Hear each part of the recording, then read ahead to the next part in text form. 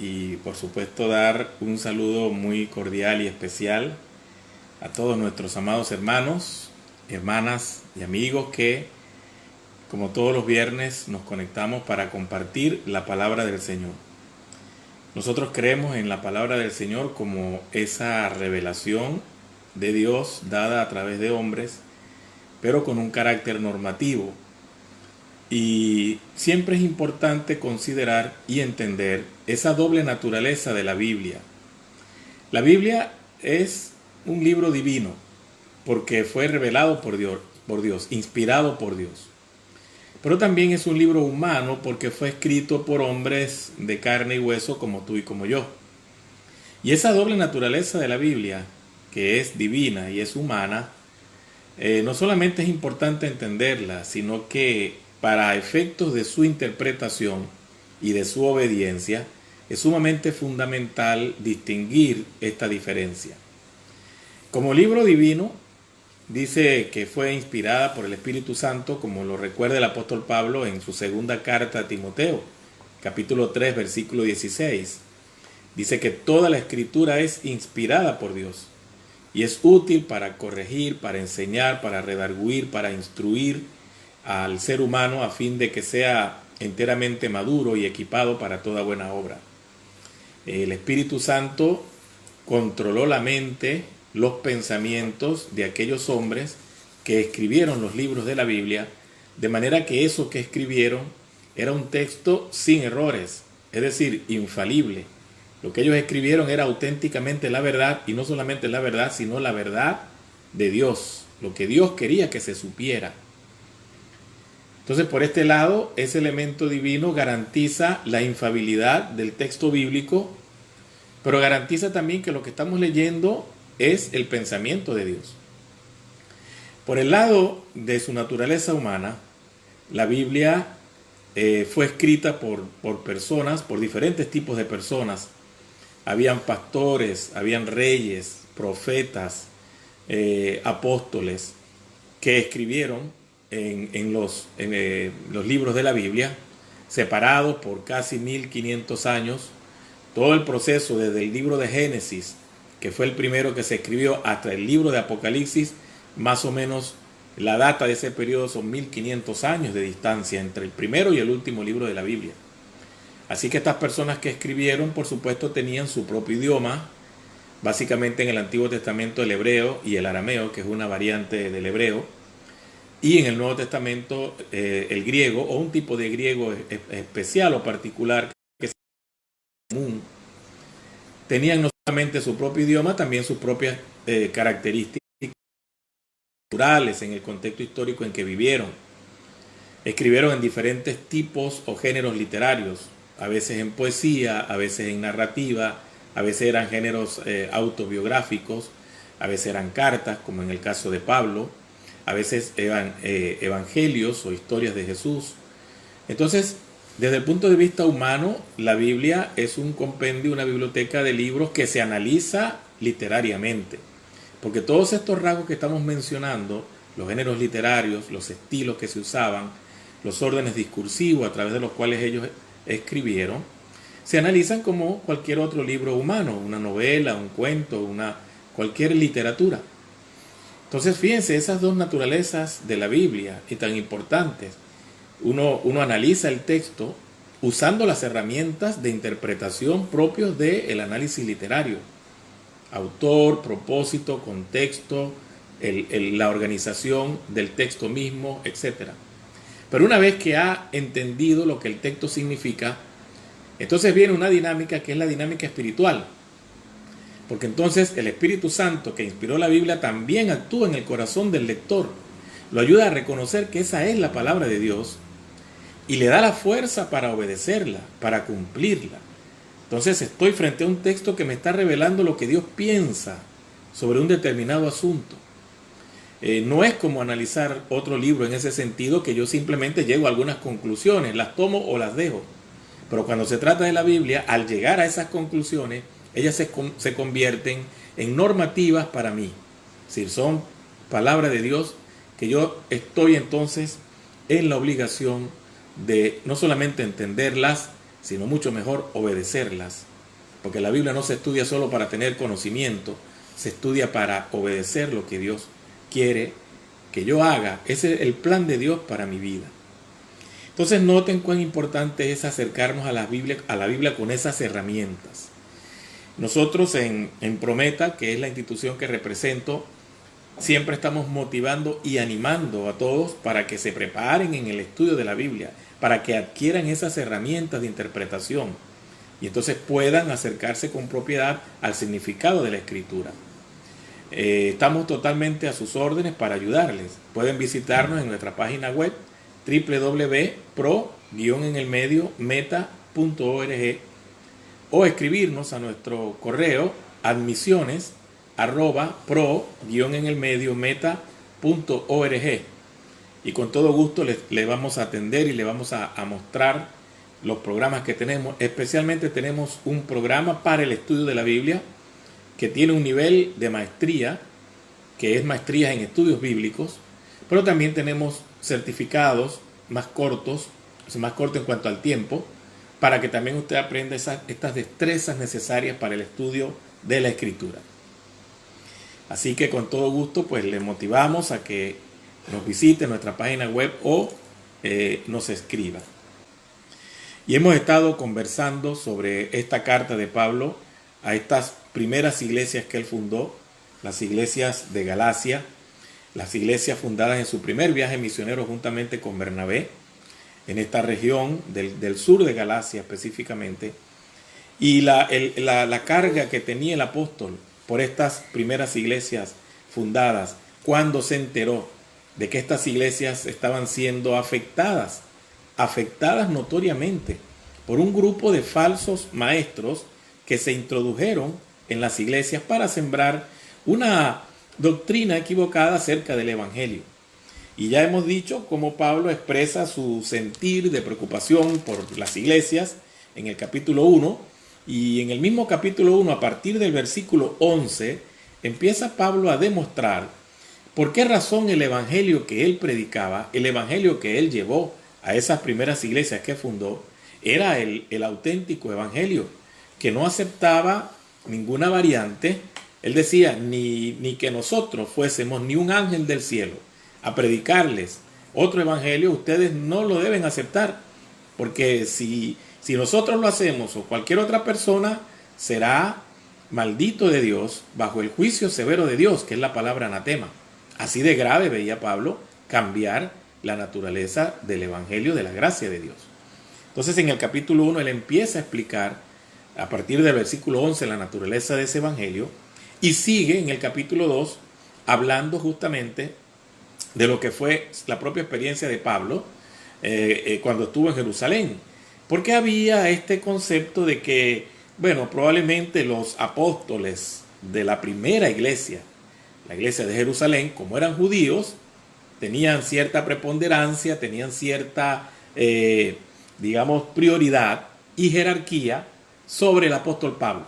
Entonces, Pedro, Juan, Santiago, que eran hombres fuertes en la iglesia de Jerusalén, por ser judíos, entonces debían tener un rango, un estatus superior del apóstol Pablo, lo cual él niega. Aquí en la carta dice que no es así.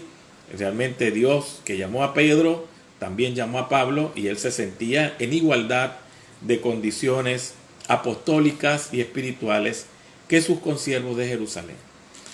Y es más, hablando de estos relatos cuando él estuvo en Jerusalén, y el tipo de trato que tuvo con los apóstoles, Pedro llega ahora a una sección que es bastante interesante, porque en esa sección él demuestra que Pablo no estuvo nunca dispuesto a ceder, ni siquiera ante el mismo Pedro, que tuvo una actitud un poco escurridiza, la cual Pablo confronta, y esto es lo que va a decir ahora, justamente para no poner en riesgo ese concepto de la pureza del evangelio, de la gracia de Dios, que no era por cumplir la ley que las personas se salvaban, sino por simplemente reconocer a Cristo como Señor y Salvador y ser alcanzados por esa gracia divina.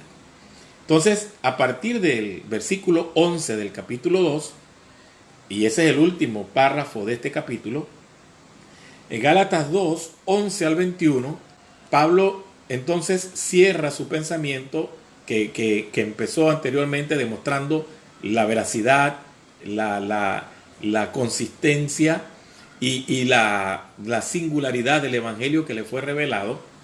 Entonces él termina aquí con este episodio, poco triste el episodio, pero para demostrar hasta dónde Pablo estaba dispuesto a llegar para defender la pureza de ese evangelio. Versículo 11 la sección completa del 11 al 21 la podemos dividir en dos partes. La primera parte de esa sección va desde los versículos 11 al 14, que es un relato de lo que sucedió. Allí Pablo está compartiendo qué fue lo que pasó. Y luego, a partir del versículo 15 y hasta el versículo 21, es como el discurso con el cual él confronta a Pedro, pero a la vez le sirve de argumento para decirle a las mismas iglesias de Galacia cuál era el núcleo de ese concepto que él quería desarrollar a lo largo de la carta. Así que esa segunda sección, del 15 al 21, sirve como el núcleo de su argumento para el resto de la carta. Y ese núcleo se puede resumir en la frase: la persona es justificada por la fe en Cristo y no por guardar la ley. Todo aquel que recibe la gracia de Dios, la recibe por haber depositado su fe en Cristo y no por su esfuerzo, por el esfuerzo que ponga en tratar de obedecer la ley. Así se puede resumir este argumento de Pablo en los versículos 15 al 21. Pero leamos lo que dice el apóstol para entender un poco más la naturaleza de este relato. En el versículo 11 del capítulo 2 dice: pero cuando Pedro vino a Antioquía, le resistí cara a cara, porque era de condenar. Está Pablo refiriéndose a una visita que probablemente el apóstol Pedro hizo a Antioquía, enviado quizás por la misma iglesia de Jerusalén, bueno, para ver cómo estaba el movimiento de esta iglesia, porque se acuerdan ustedes que originalmente en capítulo 11 la iglesia de Jerusalén sabe que hay unas personas convertidas en Antioquía y enviaron fue a Bernabé. Bernabé estuvo allá, vio lo que Dios estaba haciendo, buscó a Pablo en Tarso, precisamente el lugar donde Pablo nació. Pablo estaba en Tarso predicando el evangelio, muy seguramente se lo trajo Bernabé para Antioquía, y allí los dos, Pablo y Bernabé, estuvieron un tiempo predicando y discipulando a los creyentes, de tal modo que allí en esa ciudad por primera vez llamaron a los seguidores de Jesús cristianos. Fue el nombre que utilizaron para describirlos. Entonces ese fue un primer intento de la iglesia de Jerusalén para conectarse con Antioquía. Y esto seguramente fue otro intento, pero ahora en la persona de Pedro. Es decir, que Jerusalén siguió teniendo contacto con Antioquía. Y aquí fue Pedro, enviado, estuvo allá, bueno, para ver cómo marchaba la obra. Pero cuando llegó, dice Pedro que lo resistió cara a cara. Esa es una frase que significa lo confronté.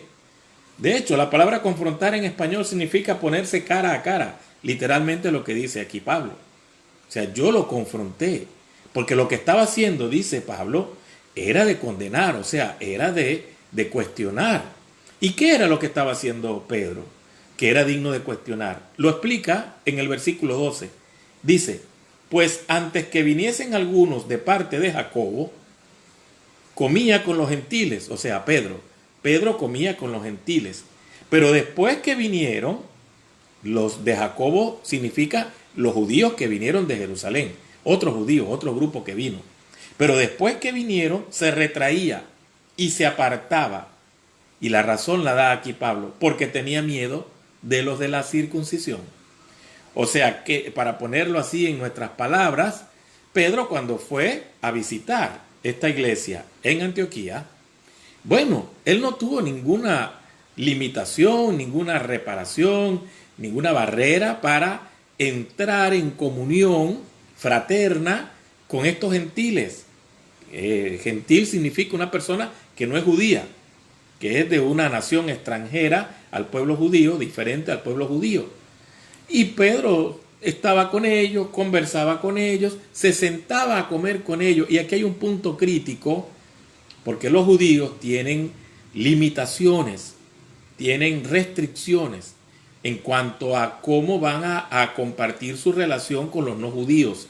Hay muchas reglas que limitan la relación de un judío con una persona no judía, porque el judío se guarda de muchas cosas, el tipo de comida, si hay levadura en la casa, muchas cosas, el tipo de adorno que hay en la casa, todo eso. Entonces él no quiere contaminarse. Recordemos que la ley de Moisés era muy estricta en eso. Uno no podía tocar nada contaminado porque se contaminaba uno. Es una situación bastante comprometedora. Entonces, entrar a la casa de un gentil, sentarme a comer. Por ejemplo, es posible que ese gentil esté comiendo carne de cerdo o de cochino, como le decimos en Venezuela, o de chancho, como le dicen en otros países. Entonces Pedro estaba allí compartiendo con ellos, probablemente comiendo algunos de los alimentos que ellos comían. Y en eso los judíos son muy delicados. Entonces vienen unos hermanos judíos también, convertidos al Señor, de la iglesia de Jerusalén, y se dan cuenta de lo que está pasando. Pedro, cuando ve la presencia de estos hermanos, por supuesto, tiene temor. ¿Por qué dice que él tenía miedo? Porque estos hermanos seguramente eran del ala fuerte, del ala más legalista, más restringido en cuanto a que un judío no podía, aunque sea cristiano, no podía entrar en contacto con estos gentiles en esa forma. Que ellos se convirtieron al Señor, muy bien, pero de allí a que nosotros como judíos participemos de todo lo que ellos hacen, no, ya hay una distancia. Entonces Pedro, cuando estos llegaron, se apartó y empezó con disimulo a retirarse de la comunión y de la relación que tenía con estos hermanos. Entonces dice en el versículo 13, avanzando Pablo en su argumento, y en su simulación, fíjense la palabra que usa, simulación, que era algo así como que hacerse el desentendido, fingir algo que en realidad no era. En su simulación participaban también los otros judíos, los que fueron originalmente con Pedro.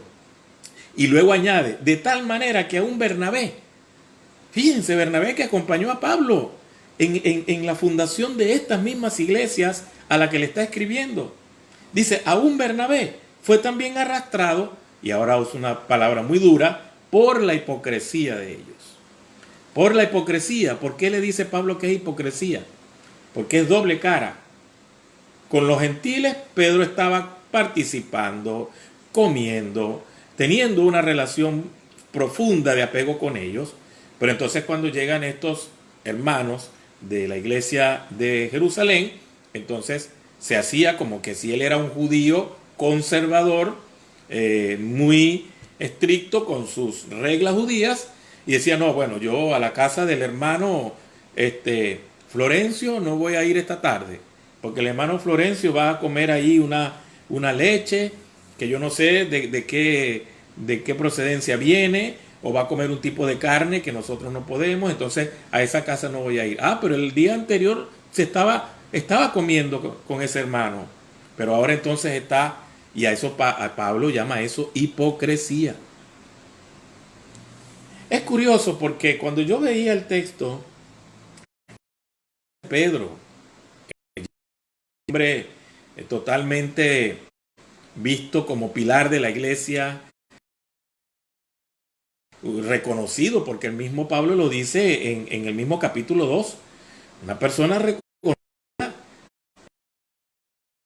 por la iglesia de Jerusalén, y que haya caído en esto, pero no es tanto de extrañar, porque realmente Pedro, en la biografía de Pedro, uno ve estos altos y bajos. Uno ve a un Pedro, por ejemplo, diciéndole a Cristo, Maestro, si eres tú el que está caminando sobre las aguas, manda que yo vaya y salga de este bote y también camine sobre las aguas, lleno de fe, lleno de convicciones. Y Jesús le dijo, ven. Y él salió del bote y empezó a caminar sobre el mar, como Jesús. Pero el viento se puso más fuerte, las olas se levantaron y Pedro empezó a hundirse. Flaqueó su fe. Vemos a un Pedro diciéndole a Jesús, Maestro, yo te defenderé con mi propia vida, así los demás no lo hagan, yo daré mi vida por ti. Y luego lo vemos más tarde negando a Cristo, y el gallo que cantó 3 veces le recordó las palabras de Jesús, y él entró en un estado de tristeza y de profunda compunción porque había negado a su maestro. Vemos a un Pedro cuando Cristo le pregunta, ¿y ustedes qué dicen quién soy yo? Tú eres el Hijo de Dios, tú eres Jesús, el Hijo del Dios viviente. Y Jesús le dice, bienaventurado eres, Pedro, porque no te lo reveló carne ni sangre. Y enseguida, horas más tarde, Jesús diciendo que iba a Jerusalén a morir, Pedro le dice, no, tú no puedes hacer eso. ¿Y qué le dice Jesús? Apártate delante de mí, Satanás. Entonces fíjense que ciertamente Pedro era un tipo de persona muy compleja, claro, su carácter como ser humano, pero vemos una persona que actúa en alguna manera con firmeza, con confianza, con ímpetu, pero luego entonces puede estar en algún otro momento retraído, afectado, asustado. Y esto que vemos acá es más o menos consistente con lo que conocemos de Pedro. Y a veces nosotros podemos criticar al apóstol, pero bueno, ¿qué le pasó a Pedro aquí? Pero no somos a veces nosotros también así. No somos nosotros a veces personas que estamos en un clima de que el Señor, yo y el Señor para lo que salga. Oramos con esa firmeza, le damos ánimo a otros, y de repente nosotros mismos sucumbimos y caemos en algunos estados emocionales de tristeza, de depresión, de desencanto o frustración, cuando horas antes estábamos gozosos o incluso animados o animando a otros. Entonces no nos es extraño esta actitud, aún en líderes como el apóstol Pedro. Lo cierto es que Pablo dice que confrontó seriamente a Pedro, y luego en el versículo 14 dice, pero cuando vi que no andaba rectamente conforme a la verdad del Evangelio. Esta frase es clave. La expresión conforme a la verdad del Evangelio, y es, por segunda vez Pablo usa esa frase, verdad del Evangelio, se puede resumir en el concepto de que Pablo entiende que el Evangelio es dado solamente por gracia. La gracia de Dios derramada en el ser humano, un ser humano que está perdido, un ser humano que no tiene ninguna oportunidad. Y entonces la mano amorosa de Dios lo toca, la gracia del Señor lo alcanza, y esa es la esencia del Evangelio. Es Dios quien se revela, que se manifiesta y derrama su amor por el hombre perdido. Y Pablo dice, el comportamiento de Pedro y de estos otros judíos no estaba en consonancia con esa verdad de la gracia de Dios. Y noten las palabras que Pablo le dice a Pedro para desnudar justamente el peligro en que estaba cayendo Pedro y los otros judíos al desfigurar el evangelio de la gracia. Dice, y le dije a Pedro delante de todos, o sea que esto no fue una conversación privada. Yo entiendo que Pablo, viendo que esta situación era pública y para salvaguardar la verdad del evangelio, entonces también públicamente Pablo confrontó al apóstol Pedro y le dice, si tú siendo judío vives como los gentiles y no como judío, noten las palabras, ¿por qué obligas a los gentiles a judaizar? Está claro lo que le dijo. Si tú eres judío y luego vienes aquí y te relacionas, te conectas, comes con los gentiles y te portas como si fueras un gentil, ¿por qué entonces, cuando llegaron estos hermanos judíos, quieres que los gentiles cumplan las normas judías? Y a eso lo llamó Pablo judaizar. Judaizar es que una persona que no es judía adquiera las características, las conductas, las obligaciones de un judío. Es decir, ellos no son judíos, los gentiles no son judíos.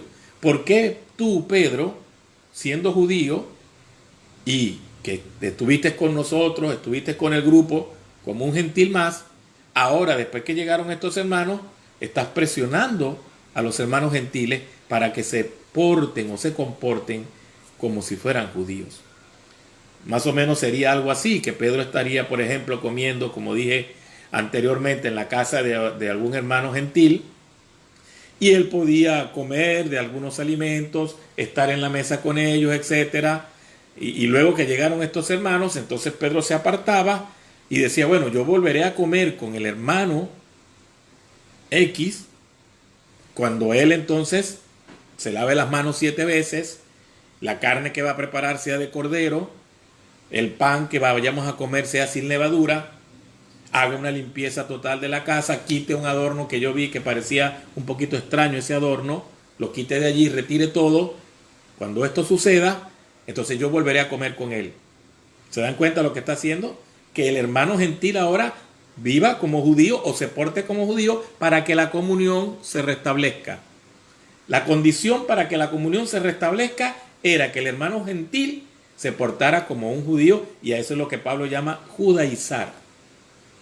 Pedro entonces está haciéndole ver al hermano que Pedro está en una posición casi como que espiritualmente más alta, y él por ser gentil está aquí abajo. Entonces él tiene que subir al mismo nivel donde está Pedro, de limpieza ritual, de pureza de los alimentos, que los alimentos sean aprobados por la ley de Levítico. Eso hoy en día, por cierto, también se practica.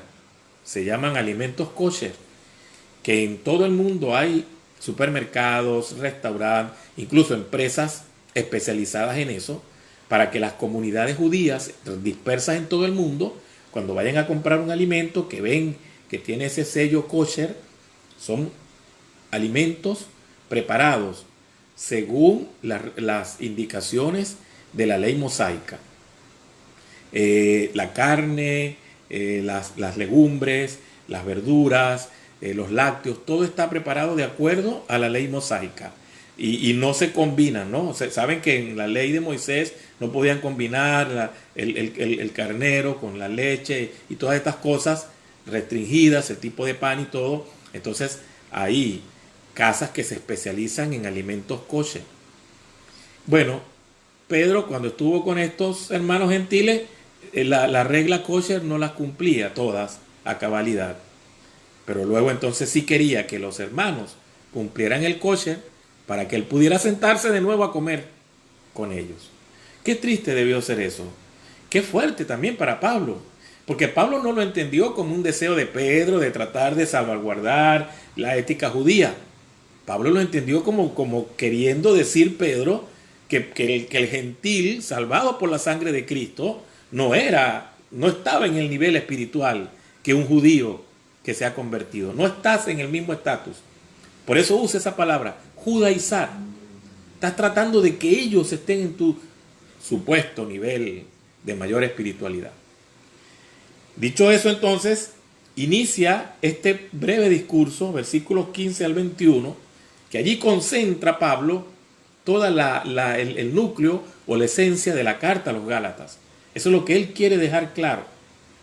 Y empieza ese discurso diciendo: nosotros, judíos de nacimiento y no pecadores de entre los gentiles. Esa frase es enigmática. Cuando usa el plural nosotros, seguramente se está incluyendo a Pedro. Nosotros, Pedro, tú y yo, que somos judíos de nacimiento, hemos nacido con sangre judía, hemos nacido de familias judías, hemos practicado el judaísmo desde el principio. Y agrega algo también un poco extraño, dice, no pecadores de entre los gentiles. Esa frase es más bien un poco sarcástica. ¿Por qué? Porque Pablo estaba muy claro que no porque una persona sea judía, entonces no era pecadora. No, el judío también es pecador como lo es el gentil. Pablo estaba muy claro de eso. En la carta a los Romanos, capítulo 1, 2 y 3, deja justamente claro eso. No por tú ser judío, eres una persona sin pecado. Tú has violado la ley de Dios tanto como la ha violado un gentil. Entonces, no era un problema teológico para Pablo saber que el judío también era pecador. Pero ¿por qué usa Pablo esta frase? Nosotros judíos de nacimiento, versículo 15, y no pecadores de entre los gentiles. Porque él está repitiendo lo que era una expresión judía. Los judíos, por nacer en el pueblo judío, por ser circuncidados al 8º día, por ser protegidos por la ley, nacer en un hogar donde la ley era el centro de la vida, no somos como esos pecadores incircuncisos, gentiles, que nacen en vicios, que nacen en fiestas paganas, que practican la mentira, la envidia, el egoísmo. No. Nosotros no somos pecadores como esos gentiles. Entonces es una frase un poco irónica de Pablo para poner en su boca lo que era los dichos, las frases típicas de los judíos. Y luego dice Pablo, fíjense cómo él elabora su argumento. Versículo 16, sabiendo que el hombre no es justificado por las obras de la ley, está diciendo nosotros judíos, que hemos nacido en este contexto de santidad como el pueblo especial de Dios, pero hemos entendido, dice Pablo, que el hombre no se justifica por las obras de la ley, sino por la fe de Jesucristo. Por eso el hombre es justificado. Y luego dice, nosotros también hemos creído en Jesucristo para ser justificados por la fe de Cristo y no por las obras de la ley. Y aquí viene la frase lapidaria, la frase, digamos, resaltada, por cuanto por las obras de la ley nadie será justificado. Este es el asunto, este es el quid, este es el núcleo, este es el elemento neurálgico del apóstol Pablo. Nadie se va a justificar por la ley. Aunque nosotros somos judíos y nacimos de un pueblo que reverencia la ley como en la columna vertebral de la ética, y ciertamente la ley estaba diseñada para que las personas vieran cómo deben vivir. Y nosotros, siendo judíos que hemos nacido en esa burbuja de protección que nos hacía un pueblo santo, hemos entendido, dice Pablo, que no es así, que no es por guardar la ley que el hombre va a ser justificado delante de Dios, dice él, sino por la fe en Cristo, solamente por la fe en Cristo. Y avanza el apóstol en su argumento y dice, versículo 17, y si buscando ser justificados en Cristo, o sea, si buscando ese camino de Jesucristo como la respuesta al pecado del hombre, también nosotros somos hallados pecadores, ¿es por eso entonces Cristo ministro de pecado? Una pregunta también retórica. La respuesta es no, y él lo dice allá, en ninguna manera. Por cierto, esa forma de preguntar y responder es típica de Pablo, lo hace en Romanos, lo hace en Corintios, donde él hace una pregunta y luego responde en ninguna manera. Y lo que está diciendo básicamente aquí en el versículo 17 es que, bueno, si nosotros siendo judíos y entendimos que no nos vamos a justificar por la ley, sino solo por Cristo, ahora que nos hemos convertido al Señor, estos maestros judaizantes y estos que tienen esta tendencia legalista nos están viendo como pecadores. Nos están acusando de ser pecadores simplemente porque ya no estamos predicando la ley. Porque ya no estamos diciendo que hay que cumplir la ley. Entonces los judaizantes están viéndonos como pecadores. Pablo es un pecador porque no está enseñando que la ley debe guardarse. Pedro es un pecador porque está comiendo con los gentiles. Y seguro que Pedro allí entró como en un estado de conciencia. Wow, ¿qué estoy haciendo? Es verdad. Es verdad. Estoy siendo acusado de pecador porque no estoy siguiendo la ley, sino estoy predicando solamente a Cristo. Y él dice, es por esto Cristo ministro de pecado. O sea, Cristo entonces vino para levantar un ejército de pecadores. Entonces Cristo me hizo pecador a mí, a Pablo, porque yo estoy enseñando que solamente por la fe en Cristo y no por guardar la ley el hombre se salva. Bueno, si los falsos maestros dicen que yo soy pecador por eso, entonces están haciendo a Cristo ministro de pecado. O sea, alguien que está levantando gente para el pecado. Y Pablo responde rotundamente, de ninguna manera es así. Eso no puede ser el argumento. Ese no puede ser la forma como uno entiende el evangelio de la gracia de Dios. Y luego en el 18 dice, porque si las cosas que destruí, las mismas vuelvo a edificar, transgresor me hago. Pablo ahora, fíjense lo que está diciendo. Los judaizantes están señalando que nosotros como apóstoles, al predicar a Cristo y no la ley, entonces estamos siendo pecadores. Pero los pecadores son ellos, eso es lo que dice en el versículo 18, porque están, habiendo salido de la ley, están volviendo a construir una vida apegada a la ley. Él dice, si las cosas que yo destruí las vuelvo a edificar, entonces el pecador soy yo. O sea, Pablo les está rebotando el juicio de ser pecadores y está diciendo, ustedes nos llaman a nosotros pecadores porque nosotros no estamos guardando la ley como vehículo para la salvación. Pero los pecadores son ustedes, que después de haber conocido a Cristo, quieren reconstruir para el creyente una vida basada en la ley. Y están enseñando en las iglesias que además de creer en Cristo, tienen que guardar las fiestas, tienen que guardar los sábados, tienen que guardar las dietas, tienen que guardar los rituales, tienen que guardar todo lo que se prescribió en la ley, como que si eso los va a salvar. Eso sí es ser transgresor, dice Pablo. O sea, es una contraofensiva hacia la acusación que estaban recibiendo de ellos de ser pecadores. Y luego dice en el 19, porque yo por la ley soy muerto para la ley, a fin de vivir para Dios. Es poderoso lo que está diciendo aquí Pablo. Lo que está diciendo es que la ley lo que enseña básicamente es que nosotros todos estamos muertos. No podemos sobrevivir al dictamen de la ley. La ley es dura. La ley me dice que no debo mentir. Y he mentido. La ley me dice que no debo codiciar y he codiciado. La ley me dice que no debo usar el nombre de Dios en vano y lo he usado. Y la ley no solamente me dice que no debo, sino de una vez me condena. Y el resultado de la condenación es la muerte.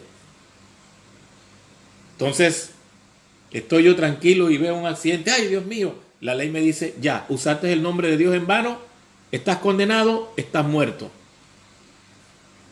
Uy, qué fuerte la ley. Estoy parado así en una esquina y veo un auto que pasa, un vehículo que pasa. Uy, este vehículo último modelo, qué bonito es. Uy, me gustaría tener uno. La ley me dice, estás condenado porque eso es codicia. Y la ley dice, no codiciarás, estás muerto. De pronto viene mi esposa, estoy hablando con ella, levanto la voz, peleo con ella, le digo algo ofensivo, entonces la ley me dice, es decir, la ley es una serie de estipulaciones que ningún ser humano puede cumplirlas todas y decir, ya, cumplí todo. No puede hacerlo. Porque cada actitud, cada pensamiento, cada palabra, cada gesto, cada acción, la ley lo condena y nos mata. Porque el dictamen final es la muerte. Entonces, por eso Pablo dice, yo por la ley soy muerto. La ley me mató, me considera un cadáver. Pero luego dice, pero por esa misma razón de que estoy muerto, de que no tengo capacidad de responder ante las demandas de la ley, de no mentir, de no codiciar, de no usar el nombre de Dios en vano, de no tomar lo que no es mío, de nada de eso, no tengo capacidad para luchar contra eso. Pero entonces en mi desesperación y habiendo tocado fondo, yo busqué a Dios, dice Pablo. Yo me acerqué a Dios. Por eso dice, por la ley soy muerto para la ley a fin de vivir para Dios. Es decir, fue por el hecho de que la ley me mató, me llevó a tocar fondo, me hizo reconocer que no tengo la capacidad de obedecerla. Cuando yo levanté mis ojos al cielo y dije, bueno, ¿quién me puede ayudar? Y es donde en el versículo 20 dice Pablo, con Cristo, y es uno de los versículos que muchos nos hemos memorizado por lo contundente, lo precioso y lo profundo de este versículo. Con Cristo estoy juntamente crucificado. Y ya no vivo yo, más vive Cristo en mí. Y lo que ahora vivo en la carne, lo vivo en la fe del Hijo de Dios, el cual me amó y se entregó a sí mismo por mí. ¿Qué está diciendo Pablo? Cuando la ley me condenó y me mató y me dejó en el suelo, totalmente desarmado, sin capacidad ni fuerza para hacer nada, entonces busqué ayuda en Dios. Y Cristo fue la respuesta. Vino, murió por mí, fue crucificado por mí, y yo también morí junto con él, morí a la ley. Y ahora lo que yo vivo, lo vivo en la fe del Hijo de Dios. Ahora no soy yo el que está luchando contra el pecado y contra la ley. Ahora es Cristo en mí que me da la fuerza. Ahora es Cristo en mí que me permite resistir a la tentación, a la codicia, a la mentira, al robo, a la lujuria, a todo eso. Ahora yo enfrento no las demandas de la ley. Ahora yo enfrento al pecado, no en mi propia fuerza. En mi propia fuerza fui derrotado por la ley. Ahora yo lo enfrento con Cristo en mi corazón. No vivo yo, vive ahora Cristo en mí. Y lo que yo estoy batallando en esta vida y en este tiempo que estoy sobre la tierra, lo hago por la fe en Jesús, el cual me amó, dice él, y se entregó por mí. Así que la respuesta a la incapacidad humana de cumplir la ley es Cristo. Él es el que toma este lugar, Él es el que asume por nosotros realmente la cruz, y en esa misma cruz donde Él murió, nosotros también morimos a la ley. Morimos a la responsabilidad y al deber de querer salvarnos por la ley. Un argumento profundo, un argumento bastante completo, y es el argumento básico que luego Pablo va a desarrollar en el resto de la carta. Y termina Pablo con el versículo 21 diciendo: no desecho la gracia de Dios. No es de desechar la gracia de Dios, no es poca cosa lo que hizo Dios. Tenemos que reconocerle y tenemos que darle a Dios la gloria por lo que hizo. No desecho la gracia de Dios, pues si por la ley fuese la justicia, entonces por demás Cristo murió. Si por la ley el hombre pudiera justificarse, entonces Cristo no tenía por qué morir. Ya le deja claro a Pedro que el intento de tratar de que los hermanos gentiles se portaran de acuerdo a la rigurosidad de la ley de Moisés es totalmente inútil y de alguna manera desdice o de alguna manera contradice la verdad del Evangelio, que es que el hombre en su propia fuerza es inútil, no puede, no hay manera como pueda agradar a Dios. Tiene Cristo que hacer esta obra expiatoria de morir en la cruz para levantarnos, para que la fuerza no sea nuestra sino de Cristo, para que la victoria no sea nuestra sino de Cristo. No hay orgullo en obedecer a Dios, porque es Cristo en nosotros el que nos da la fuerza, la capacidad y los recursos para hacerlo. Así que aquí terminamos con este segundo y último párrafo del capítulo 2, esta sección donde Pablo está de nuevo ratificando que el evangelio que él recibió era un evangelio auténtico, un evangelio singular, un evangelio verdadero, y que precisamente él confronta al mismo apóstol Pedro para decirle que lo que estaba haciendo era totalmente inapropiado, porque estaba subestimando de alguna manera la fe, el evangelio que los gentiles habían recibido, para colocarse él en un estatus de mayor nivel espiritual, diciéndole a los hermanos que debían vivir como judíos cuando la ley ya había demostrado que no era el vehículo para que las personas fuesen salvas. Permítanme compartir algunas reflexiones finales.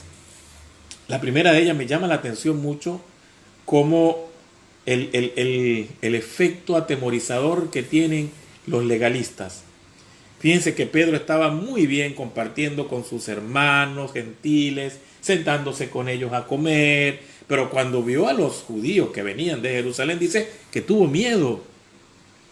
El legalismo es esa corriente que intenta atemorizar diciendo: tú estás haciendo esto, tú te estás saliendo del orden, tú estás haciendo cosas contrarias a nuestras tradiciones. El legalismo cuestiona, el legalismo vigila, el legalismo critica y el legalismo también condena a aquellas personas que están haciendo algo fuera de lo que se cree que es lo correcto. Hay legalismo en las iglesias, claro que hay. Y utiliza el temor como el vehículo para juzgar, para condenar, para criticar y para descalificar a aquellos que quieren agradar a Dios de corazón. Entonces el legalismo atemoriza, la actitud legalista, por supuesto, lleva a las personas también a ser intolerantes.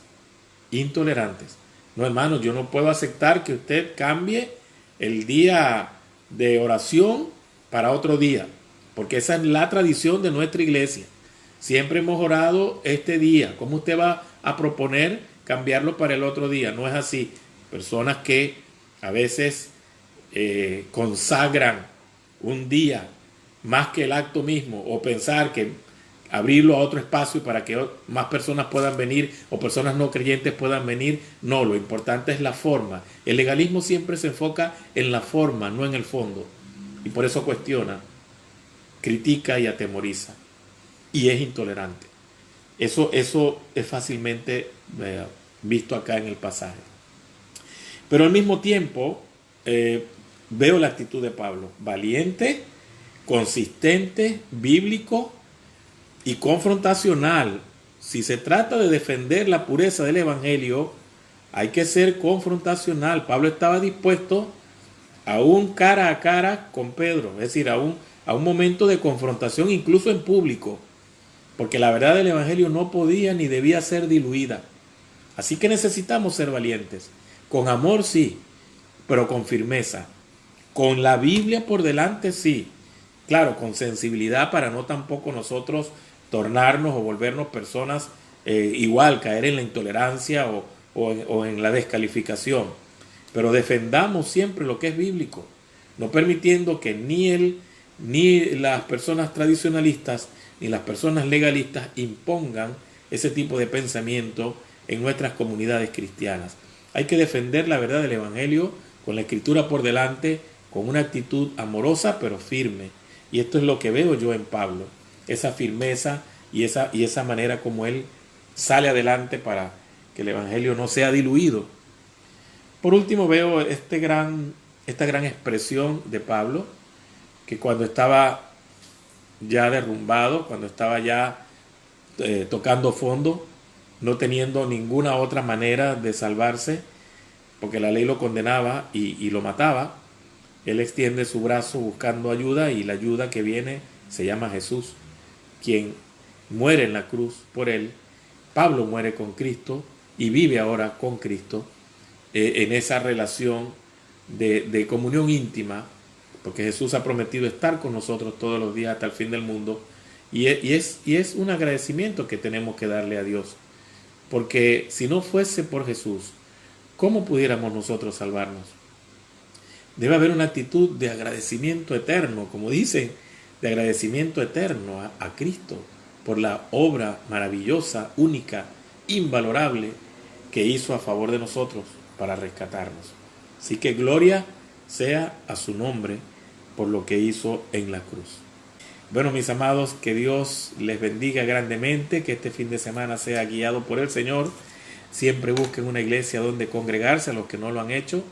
Siempre les hago este llamado a buscar el pueblo de Dios, porque la iglesia la diseñó Jesús para que como comunidad cristiana nos mantengamos en adoración, en comunión, en crecimiento espiritual permanente, en servicio unos a otros y en reproducción, predicando a otras personas que necesitan conocer del Señor.